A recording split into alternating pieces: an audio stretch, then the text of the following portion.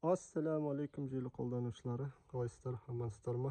Біздің кезекті жұмысымыз осы бір құрылысқа үстіне шатырлау жұмыстарын жасайын деп жатырмыз. Яғни осы құрылысқа үстіне шатыр жасаймыз иншаллах. Ол үшін бізге керек ағаштар стропила 10 сантиметрге 5 сантиметр. 10-ға 5 осындай стропила ағаштар. Жүйе қарапайым.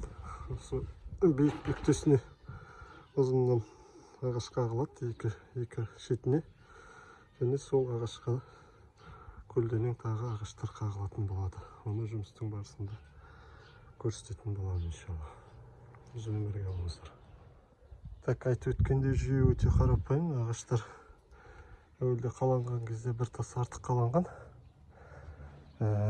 Осы қиғаштық пайда болу үшін, уклон пайда болу үшін осы брус ағашты алдымен осы бойына қағып аламыз, екіншісін аяқ жағына қағамыз. Және қалған брус ағаштары осының ішінен 1, 2, 3, мен өзім тұрған жерге 4-шісі қағылады. Үстінен қарағандағы түрі осы. Так, 10-дық ағаш осыра. Ені 5 сантиметр.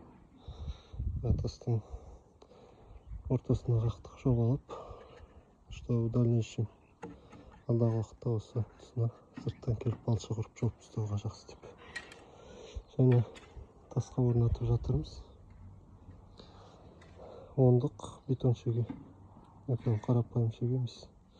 Тасқа өтетін шегені қағып осы екі бөлігін ұстатып жатырмыз. Так, екі бөлігін қақтық. Әр ағашқа 5-5 шегеден қақтық. Жақсы ұстап қалды.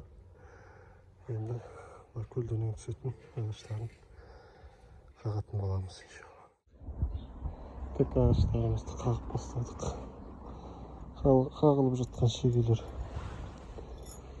бір қапталына 120-алық шеге, екі шетіне 90-дық шеге. Бар табылған шегелер өзі ағаштар сөгілген кезде суырып жиналған шегелер еді.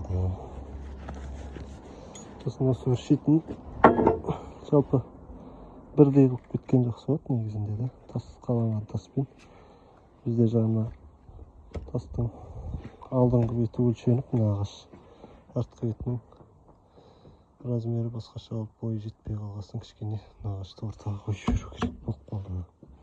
Негізі осы ағашты осының шетімен бірдей қылсаңыз есепке де жақсы болады, әрі ертең астына тас қаланған жағдайда да әдемі тұрады иншалла.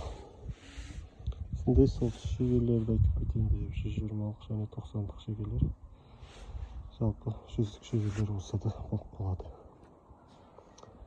Осы арасын 3-ке бөліп екеуін қағамыз енді. Так, ағаштарын қағып болдық. Енді профлистер 3-ші бөлігі, яғни мұндай профлист отыру үшін шуруптар қадалады. Сол шуруп қадалатын рейкілерін отырғызатын боламыз. Так, ол үшін бізге бір қатар, екі қатар, мықты балдар жүргесін түсіре алмай тұрмын. Бір қатар, екі қатар, шекесіне тағы бір қатар, 3 қатар ағаш керек болады.